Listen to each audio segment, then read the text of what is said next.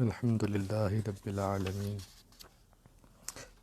الرحمن الرحیم مالک یوم الدین اما بعد فاعوذ باللہ من الشیطان الرجیم بسم اللہ الرحمن الرحیم قل لا اسألکم علیہ اجرا الا المودۃ فی القربى آمنت باللہ صدق اللہ مولانا صدق رسولہ النبی الکریم الامین الرؤوف الرحیم ان اللہ وملائکتہ یصلون علی النبی یا ایھا الذین آمنوا صلوا علیہ وسلموا تسلیما الصلاۃ والسلام علیک یا رسول اللہ وعلی آلک واصحابک یا سیدی یا حبیب اللہ الصلاۃ والسلام علیک یا سیدی یا نور اللہ وعلی آلک واصحابک یا سیدی یا حبیب اللہ۔ آج الحمدللہ کافی دنوں کے بعد آپ کی خدمت میں دوبارہ حاضر ہیں۔ اللہ تعالیٰ مجھے بھی اور آپ تمام احباب کو بھی، قبلہ پروفیسر صاحب کو بھی صحت و تندرستی عطا فرمائے، اور رمضان المبارک کا بابرکت مہینہ جاری و ساری ہے۔ رمضان کا ادب و احترام کرنے کی، اس کے روزے رکھنے کی اور عبادات کرنے کی اللہ ہم سب کو توفیق عطا فرمائے۔ 3 رمضان المبارک ہے آج، اور آج الحمدللہ سیدہ طیبہ طاہرہ راشدہ سیدہ فاطمہ الزہرا رضی اللہ تعالی عنہا آپ کا جو ہے وہ یوم وصال ہے۔ تو میں بطور برکت انشاءاللہ 2-3 حدیث مبارکہ حضرت سیدہ فاطمہ الزہرا رضی اللہ تعالی عنہا آپ کے حوالے سے جو ہے وہ عرض کروں گا۔ ہمیں چاہیے ہم سب کو، ہماری ماں بہنوں کو سیدہ فاطمہ الزہرا رضی اللہ تعالی عنہا آپ کی سیرت طیبہ کے اوپر عمل کرنے کی اللہ ہم سب کو توفیق عطا فرمائے۔ حضرت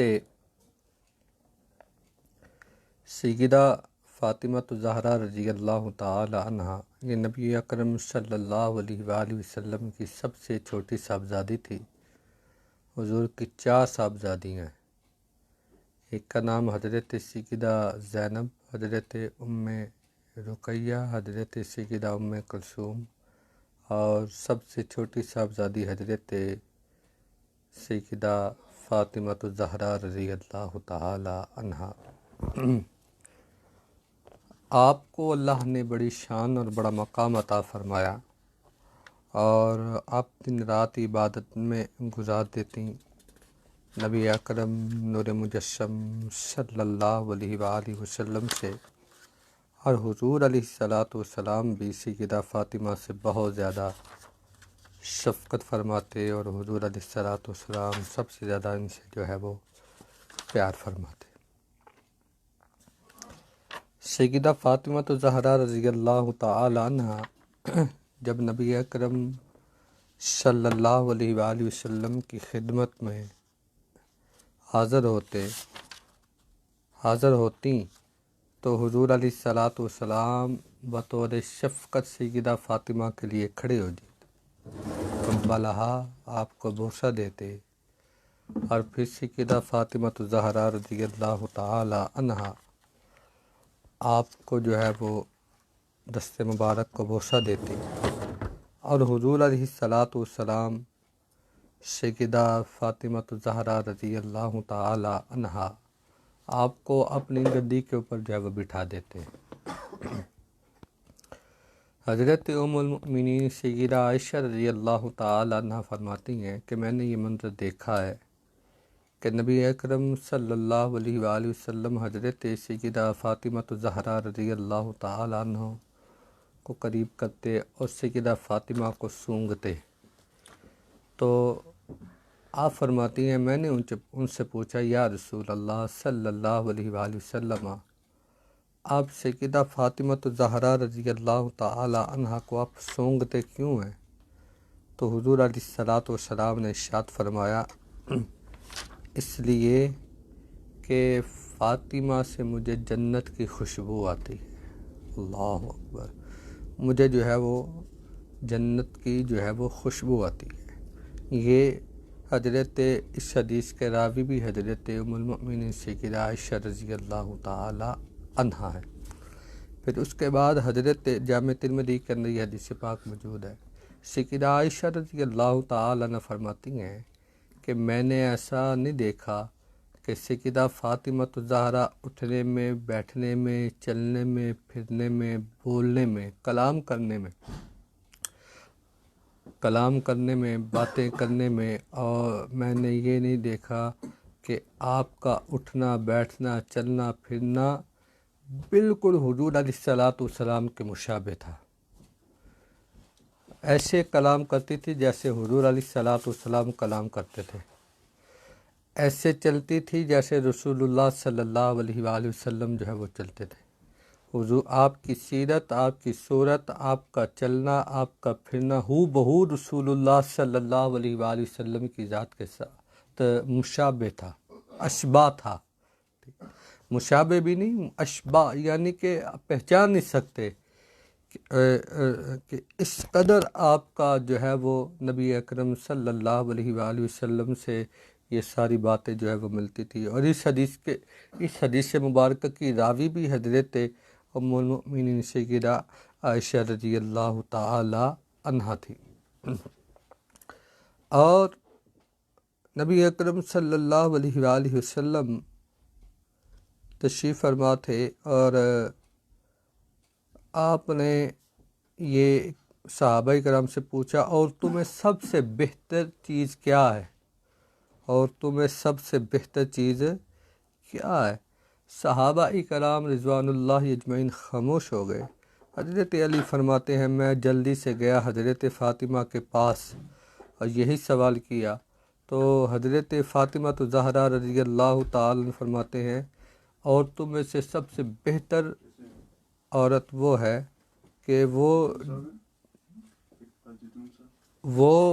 جو مردوں کو نہ دیکھیں اور نہ کوئی مرد انہیں جو ہے وہ دیکھ سکے۔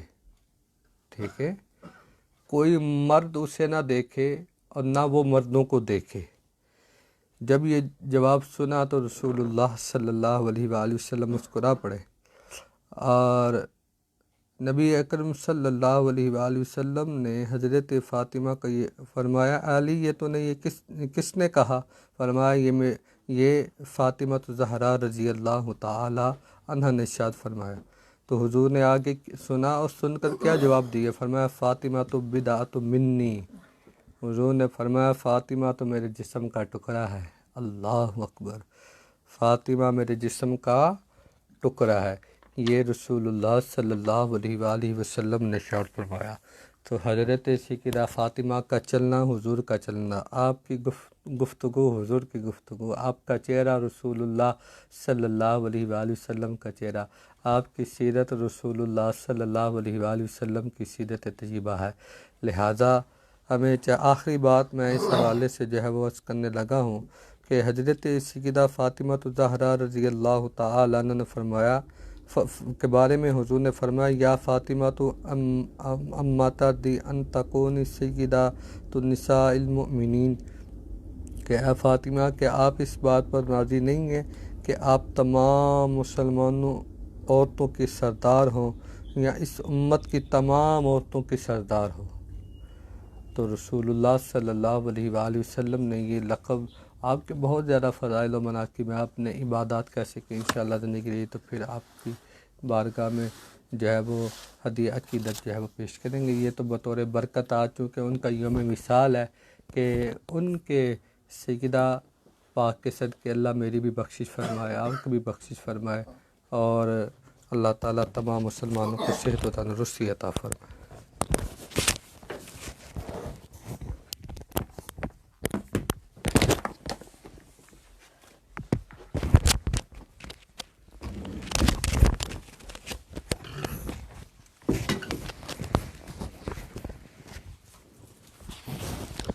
نحمدہ ونصلی ونسلم علی رسولہ الکریم، اما بعد۔ اعوذ باللہ من الشیطان الرجیم بسم اللہ الرحمن الرحیم۔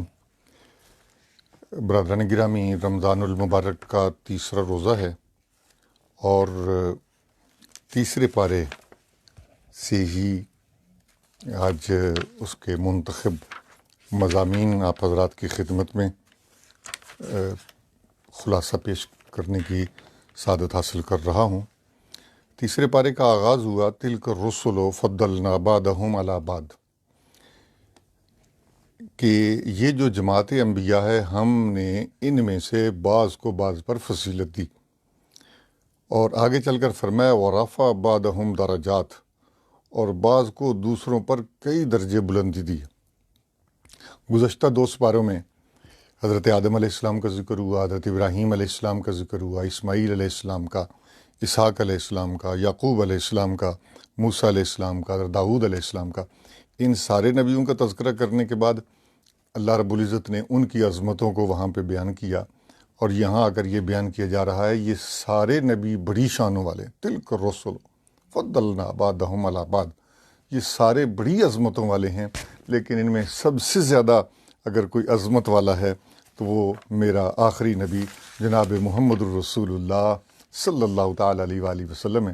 وہ کہ تیسرے پارے کے آغاز میں اللہ نے نبیوں کی عظمت کو بیان کیا، اور بالخصوص ہمارے سید عالم صلی اللہ علیہ وسلم کی عظمت کو بیان کیا۔ حضور فرماتے ہیں کہ فضلت علی الانبیاء بست، کہ یعنی مجھے 6 چیزوں کے ساتھ سارے انبیاء پر فضیلت دی گئی۔ مجھے جوامع الکلم دیے گئے، میرے لیے مال غنیمت کو حلال کیا گیا، میرے لیے ساری زمین کو مسجد بنا دیا گیا اور پاک کرنے والی بنا دیا گیا۔ ہر نبی کسی قوم کے لیے ہے، اور مجھے ساری مخلوق کا رسول بنا دیا گیا، اور مجھ پر سلسلہ نبوت کو ختم کر دیا گیا۔ اور پھر حضور نبی اکرم صلی اللہ تعالیٰ علیہ وآلہ وسلم یہ ارشاد فرماتے ہیں کہ قیامت کے دن کل 120 صفحے ہوں گی ساری امتوں کی، صرف میری امت کی 80 صفحے ہوں گی، اور حضور نبی علیہ الصلوۃ والسلام اس پر فخر کریں گے۔ حضور علیہ السلام کو اللہ رب العزت نے انا اعطیناک الکوثر کی شان عطا فرمائی۔ حضور نبی علیہ السلام کا جو پروٹوکول ہے اللہ نے قرآن حکیم کے اندر خود بیان کیا ہے۔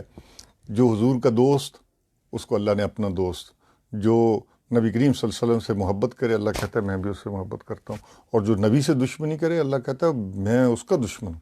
بلکہ ابو جہل نے ایک دفعہ انگلی اٹھا کر کہا کہ تبًا لک یا محمد، اللہ نے اس کے مقابلے میں پوری صورت نازل کر کے کہہ دیا تبت یدا ابی لہب و تب، ابو لہب تیرے دونوں ہاتھ ٹوٹ جائیں، تیری جرت کیسے ہوئی کہ تو نے میرے ماں۔ تو اس سے پتہ چلتا ہے اللہ پاک نے اپنے حبیب علیہ السلام کو سارے نبیوں پر فضیلت عطا فرمائی۔ پھر اور عظمتیں بیان کرتے ہوئے اس کے بعد اللہ رب العزت نے اس میں تیسرے پارے میں آیت الکرسی یہ بیان ہوئی ہے، اور یہ آیت الکرسی بھی بڑی کمال کی چیز ہے، بڑی برکت والی ہے۔ حضرت محمد بن حنفیہ سے مروی ہے کہ جب یہ آیت مبارکہ نازل ہوئی تو دنیا کا ہر بت منہ کے بل گر پڑا، ہر بادشاہ اوندے منہ گر گیا، ان کے سروں سے تاج گر گئے، شیاطین گرتے پڑتے بھاگتے ہوئے ابلیس کے پاس آئے اور اسے خبر دی۔ اس نے حکم دیا کہ اس انقلاب کی وجہ تلاش کرو۔ شیاطین مدینہ منورہ پہنچے تو معلوم ہوا کہ آج رات آیت الکرسی نازل ہوئی ہے۔ تو اللہ رب العزت نے سب قرآن حکیم سے افضل جو آیت ہے وہ آیت الکرسی قرار دیا ہے۔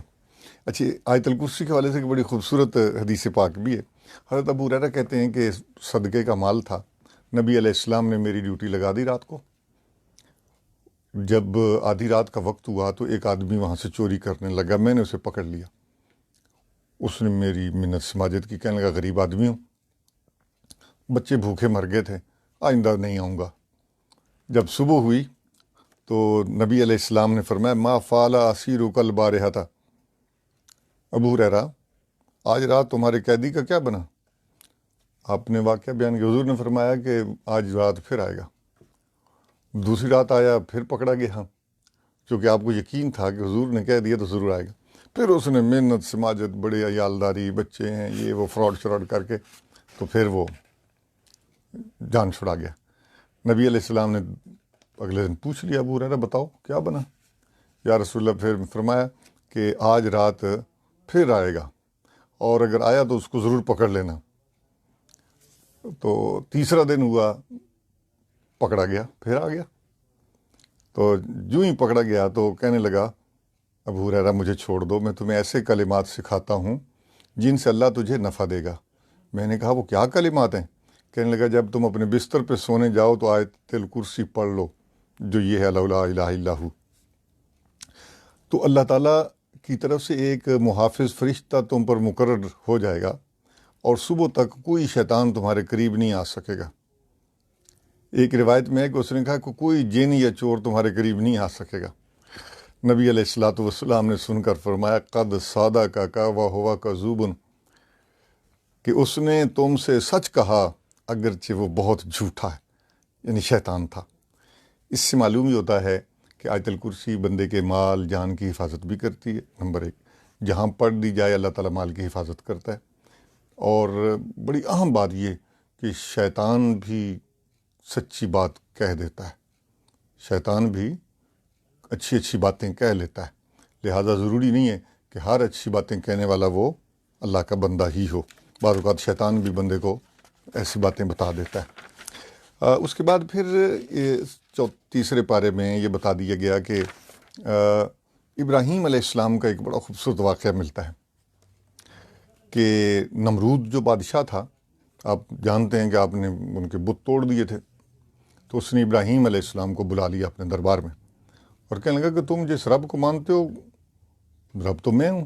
آپ نے فرمایا کہ نہیں، میرا رب وہ ہے کہ ربی الذی یحیی و یمیت، میرا رب وہ جو زندہ کرتا ہے، مردہ موت بھی دیتا ہے۔ ابراہیم علیہ السلام نے جب یہ بات کی، نمرود کہنے لگا کہ انا احیی و امیت، میں بھی زندہ کرتا ہوں، میں بھی مارتا ہوں۔ دو آدمی بلائے، ایک جس پہ موت جو ہے وہ ہو چکی تھی، سولی کا حکم، اسے آزاد کر دیا۔ ایک بیچارہ ویسے ہی شریف آدمی کوئی آیا ہوا تھا تو اس کو پکڑ کر پھانسی چڑھا، کہنے لگا یہ تو میں نے بھی کر دیا۔ ابراہیم علیہ السلام سمجھ گئے کہ یہ کم بخت اس طرح نہیں مانے گا۔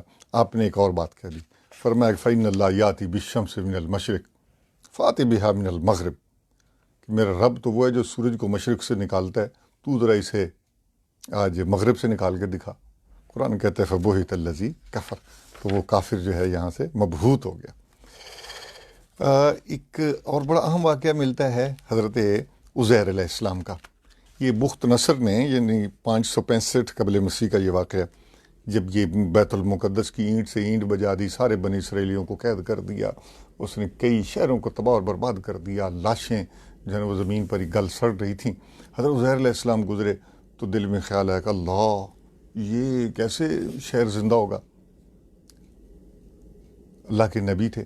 جو یہ خیال ہے، اللہ رب العزت نے فرمایا کہ میں اب جو ہے نا وہ تجھے اطمینان دلاتا ہوں۔ اللہ کریم اپنے بندوں کو مقام دیتا ہے تاکہ اطمینان ہو جائے۔ چنانچہ 100 سال کے لیے وہ سو گئے۔ جب جاگے تو دو کیفیات تھیں۔ ایک تو آپ کا جو گدھا تھا نا، وہ آپ نے چھوڑ دیا تھا، وہ ذرا دور چلا گیا، اور آپ کے پاس ہی آپ کا توشہ دان تھا جس میں کوئی انگور تھا کھانے کے لیے، کوئی پانی تھا۔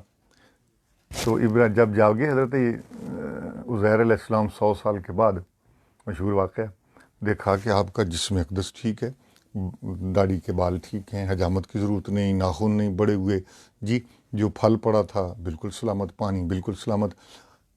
تو پوچھا کم لبثت، کتنا دیر سوئے ہو؟ کہتے لبثت یوما و بعد یوم، میں ایک دن سویا تھا یا ایک دن کا کچھ حصہ سویا ہوں، اس سے زیادہ نہیں۔ آپ نے فرمایا کہ ذرا دیکھ تو صحیح اپنے کھانے کی طرف، لم یتسنہ، کہ وہ باسی نہیں ہوا، اور اب وانظر الی حمارک، اپنے گدھے کو دیکھو، اور اب تم میں ہم اپنی نشانیاں دکھائیں گے۔ چنانچہ ہڈیوں کو دیکھو، ہم نے انہیں کیسے ان کے اوپر گوشت چڑھا دیا، ہڈیاں سلامت ہو گئیں۔ پھر وہ ساری چیزیں، اس سے جو چیزیں پتہ چلتی ہیں وہ یہ کہ حضرت عزیر علیہ السلام اللہ کے نبی تھے۔ جن جن چیزوں کو حضرت عزیر علیہ السلام کی قربت نصیب تھی وہ بالکل محفوظ تھیں، اور جو چیزیں نبی سے ذرا دور تھیں، گدھا وہ گل سڑ گیا۔ تو اس لیے اللہ کے نبی کی جتنی قربت نصیب ہو سکے وہ باعث سے برکت ہوا کرتی ہے۔ تو یہ واقعہ ملتا ہے، اور اللہ رب العزت نے یہ بھی لوگوں کو بتا دیا کہ میں یوں مردوں کو زندہ کرتا ہوں۔ اچھا، ایک حضرت ابراہیم علیہ السلام کا بھی خوبصورت واقعہ اسی تیسرے پارے میں یہ آیت نمبر ہے 310 جی. اور یہ تو حضرت ابراہیم علیہ والسلام جو ہے نا وہ ایک ساحل سمندر کے پاس جا رہے تھے، دیکھا کہ ایک حبشی مرد کی لاش پڑی ہے، سمندر کے جانور باہر نکل کر اس کو کھا رہے ہیں، آسمان سے جو ہے نا وہ اڑنے والے پرندے وہ بھی آ رہے ہیں. دل میں خیال آیا کہ یہ لاش کو کھا رہے ہیں، یا اللہ تو کیسے مردوں کو زندہ کرتا ہے.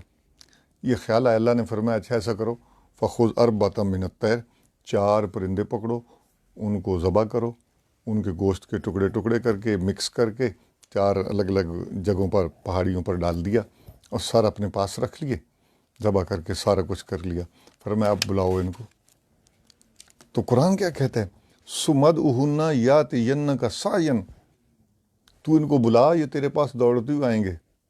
یہاں ایک اور بات بھی عرض کر دوں کہ اللہ نے لفظ کن نہیں کہا کہ وہ پرندوں زندہ ہو جاؤ، بلکہ اللہ نے حضرت ابراہیم علیہ السلام کو یہ عظمت عطا فرمائی کہ میرے ابراہیم کی زبان کے اندر اللہ نے یہ تاثیر رکھ دی ہے کہ وہ اگر اپنے پرندوں کو بلاتا ہے تو وہ زندہ ہو سکتے ہیں. تو جب میرا رب مردوں کو لفظ کن کہے گا تو وہ زندہ کیسے نہیں کر سکتا. تو اس اطمینان قلب ہوتا ہے.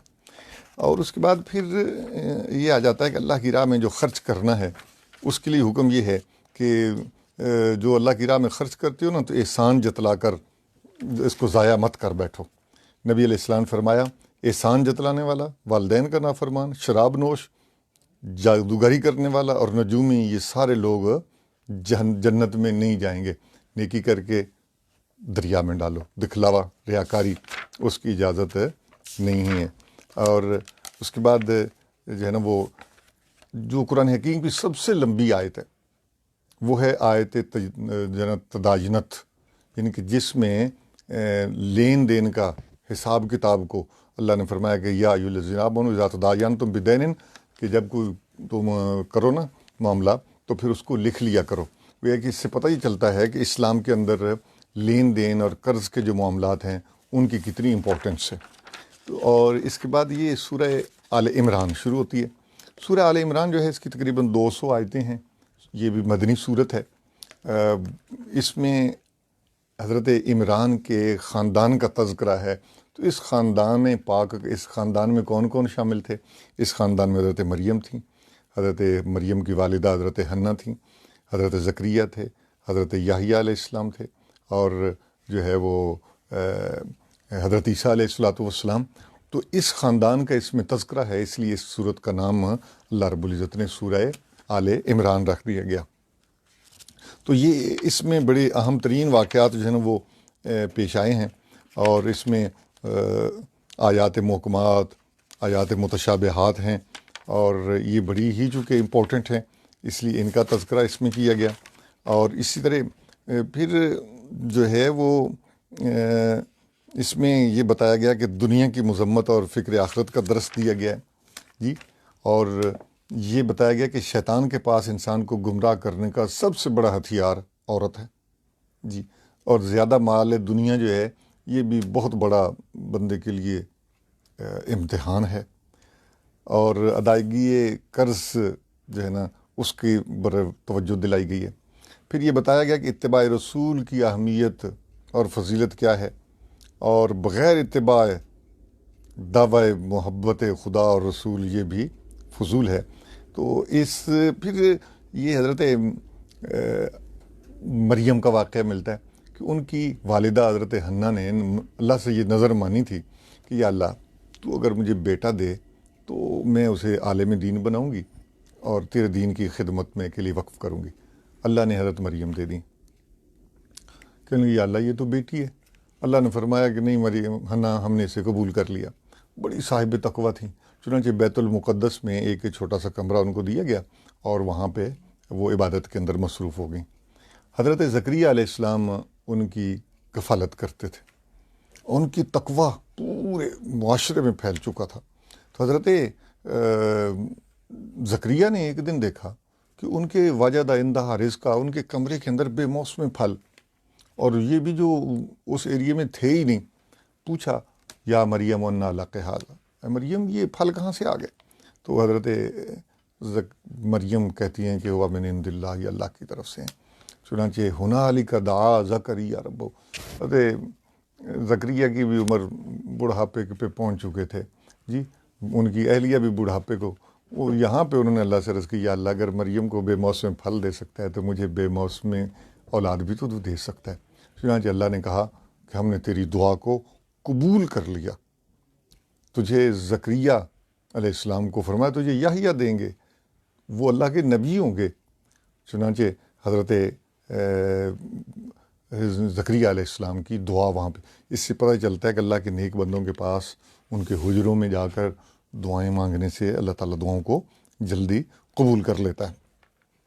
اور پھر حضرت عیسیٰ علیہ السلام کی جو ولادت باسعادت ہے، پھر اس کا تذکرہ ملتا ہے، حضرت مریم سلام اللہ علیہ جی، اور ان کی جو شان ہے، جو عظمت ہے، وہ ہمیں ملتی ہے جی۔ اس سے اور اللہ رب العزت نے حضرت مریم کی پیدائش کا تذکرہ، پھر حضرت عیسیٰ علیہ السلام کی پیدائش کا تذکرہ بڑی تفصیل کے ساتھ ایک ایک چیز کو بیان کیا۔ اس سے پتہ یہ چلتا ہے کہ اللہ رب العزت کے نیک بندوں کی ولادت کے تذکرے کرنا یہ قرآن حکیم کے اندر بھی موجود ہے، اور اللہ پاک نے اس کو مبارک قرار دیا ہے، ٹھیک ہے۔ اور اولیاء کرام کی جو کرامات ہیں وہ برحق ہیں۔ حضرت مریم ولیہ تھیں جی، وہ نبیہ نہیں تھیں۔ اور حضرت عیسیٰ علیہ السلام کی جو ولادت ہے باسعادت، اس کا تذکرہ میں ملتا ہے جی۔ اور اس کے بعد پھر ہمیں جو ہے یہاں پہ آگے جب چلتے ہیں تو پتہ یہ چلتا ہے کہ اللہ رب العزت نے نبی اکرم صلی اللہ علیہ وسلم کا ایک اور بڑا اہم ترین واقعہ کہ عیسائی علماء آئے اور بڑے بڑے ان کے اسکالرس تھے، وہاں پہ انہوں نے حضور علیہ الصلوۃ والسلام سے بحث مباحثہ کیا۔ جب بات نہ بنی نا، حضور نے فرمایا اچھا اگر تم باتوں میں نہیں آتے تو ایسا کر دو، آؤ مباحلہ کرتے ہیں۔ مباحلہ کیا تھا؟ آپ نے حضرت علی کو، حضرت فاطمہ کو، امام حسن حسین رضی اللہ تعالیٰ عنہما کو، ان کو بلایا اور فرمایا کہ یہ میری اہل بیت ہیں، آؤ تم بھی اپنے بچوں کو لے کے آؤ، ثم نجل ہم یعنی جی مباحلہ نہ بھل، ہم مباحلہ کرتے ہیں، اور فنجل لعنت اللہ علی الکاذبین، اور ہم جو جھوٹے ان پر اللہ کی لعنت کرتے ہیں۔ چنانچہ جب انہوں نے دیکھا نا تو جو ان کے سب سے بڑے سردار تھے کہنے لگے او یہ نورانی چہرے، خدا کے لیے پیچھے ہٹ جاؤ، یہ مباحلے کے لیے نہ آنا، اگر ان کے منہ سے ایک لفظ نکل گیا تو میں دیکھتا ہوں کہ تم تباہ اور برباد ہو جاؤ گے۔ تو یہ نبی اکرم صلی اللہ علیہ وسلم کے مباحلے کا وہاں پہ ہمیں تذکرہ ملتا ہے۔ اس کے بعد پھر وہ مشہور و معروف آیت ملتی ہے کہ جس میں نبی اکرم صلی اللہ علیہ وسلم کی ولادت باسعادت کا عالم ارواح میں اللہ تعالیٰ نے سارے نبیوں کو اکٹھا کر کے وَإِذَا أَخَذَ اللَّهُ مِيثَاقَ النَّبِيِّينَ لَمَا آتَيْتُكُم مِّن كِتَابٍ وَحِكْمَةٍ، اللہ نے اپنے نبی کی عظمت کو سارے انبیاء کے سامنے بیان کیا اور کہا کہ جب میرا نبی آئے تمہاری نبوتیں ختم، میرے نبی کی عظمت، میرے نبی کی نبوت جو ہے نا وہ اس کا آغاز ہوگا، تم سب نے اس کو تسلیم کر لینا ہے۔ چنانچہ حضرت عیسیٰ علیہ السلام سید عالم صلی اللہ تعالیٰ علیہ وآلہ وسلم کے امتی ہونے کی برکت حاصل کرنے کے لیے آخری وقت میں آئیں گے۔ اللہ رب العزت ہم سب کو قرآن حکیم کو پڑھنے سمجھنے اس کی توفیق نصیب فرمائے، اور اللہ اور اس کے رسول کی محبت نصیب فرمائے۔ فما علیہ الا البلاغ۔ اللہم صلی علی محمد وعلی آل محمد وبارک وسلم۔ رب لم یزل، یہ افطاری کا ٹائم ہے، اور اللہ تیرے محبوب نے بتایا کہ افطاری کے وقت جو دعا مانگی جائے قبول ہوتی ہے۔ ہم نے تیرے پاک کلام کا خلاصہ اپنی توفیق کے مطابق بیان کیا، جو اس میں غلطی ہو گئی ہو، کمی بیشی ہوگی، اس کو معاف فرما دینا، اور میرے مالک ہماری اس کاوش کو شرف قبولیت۔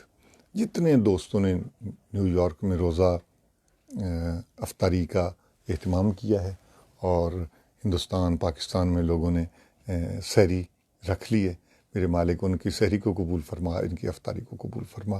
رب لم یزل تمام بیماروں کو صحت عطا فرما، بالخصوص یہ کرونا مرض جو آزمائش ہے امت مسلمہ کے لیے اور کفار کے لیے عذاب ہے، مسلمانوں کے لیے عذاب نہیں ہے۔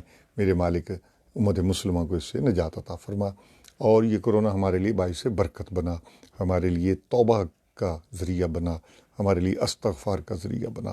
میرے مالک رمضان المبارک میں زیادہ سے زیادہ تلاوت قرآن اور قرآن سے تعلق جوڑنے کی توفیق نصیب فرما۔ میرے مالک جتنے احباب نے دعا کے لیے کہا ہے سب کی نیک حاجات کو اپنے حبیب کے صدقے قبول اور منظور فرما۔ یا اللہ تو نے اپنے حبیب کے صدقے میں یا اللہ ساری دنیا کی دعاؤں کو قبول فرمایا۔ یا اللہ تیرے حبیب نے تو ہمارے لیے بڑی دعائیں کی ہیں، ان سب دعاؤں کو ہمارے حق میں قبول اور منظور فرما۔ میرے مالک حضرت زکریا کی دعا اگر حضرت مریم کے حجرے میں قبول ہوئی تھی اسی دعا کا صدقہ میرے مالک جتنے بے اولاد ہیں ان کو اولاد نذرینہ صالح عطا فرما، جو صاحب اولاد ہیں ان کی اولاد کو نیک اور فرمانبردار بنا، ہر قسم کی آفات و بلیات سے محفوظ فرما، بالخصوص اس مصیبت سے پوری دنیا کو میرے مالک آزمائش سے دور فرما دے۔ صلی اللہ تعالیٰ علی خیر خلق محمد و آلہ و صحبہ اجمعین برحمتک یا ارحم الراحمین۔